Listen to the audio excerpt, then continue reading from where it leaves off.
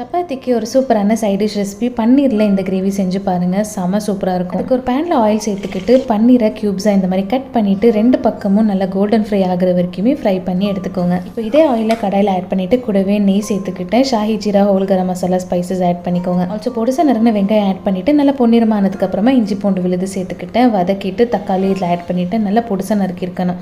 கூடவே தேவையான அளவுக்கு உப்பு சேர்த்துக்கிட்டு நல்லா வதங்கட்டும். இப்போ இன்னொரு பவுலில் தயிர் சேர்த்துக்கிட்டு மஞ்சள் தூள், மிளகாய் தூள், மல்லித்தூள், ஜீரா பவுடர் சேர்த்துக்கிட்டு நல்லா இந்த மாதிரி மிக்ஸ் பண்ணிக்கலாம். ஸோ இது நல்லா ஒரு திக் பேஸ்ட் மாதிரி இருக்கும். தக்காளி நல்லா வதங்கினதுக்கப்புறமா இந்த பேஸ்ட்டு இதில் ஆட் பண்ணிடலாம். கொஞ்சமாக தண்ணி ஆட் பண்ணிவிட்டு வதக்கிட்டு நல்லா கொஞ்சம் எண்ணெய் பிரிஞ்சு வரும்போது kasuri மேத்தியும் 1/4 teaspoon garam masala powder add பண்ணிட்டேன். இப்போ 1 நிமிஷம் நல்லா வதக்கிட்டு ஃப்ரைட் பண்ணி வச்சிருக்கிற பன்னீர் இதில் ஆட் பண்ணிவிட்டு லாஸ்ட்டாக கொஞ்சமாக கொத்தமல்லி தலையும் ஒரு 2 பச்சை மிளகாய் கீரி ஆட் பண்ணிக்கோங்க. பச்சை மிளகாய் ஆப்ஷனல் தான், பட் நல்ல ஒரு டாபா ஸ்டைலில் இருக்கும். பார்க்கும்போதே டெம்ப்டிங்காக இருக்குல்ல, ட்ரை பண்ணி பாருங்கள். ரெசிபி பிடிச்சிருந்தா மறக்காமல் ஒரு லைக் கொடுங்க. அடுத்த ஒரு வீடியோவில் பார்க்கலாம் ஃப்ரெண்ட்ஸ். பாய்.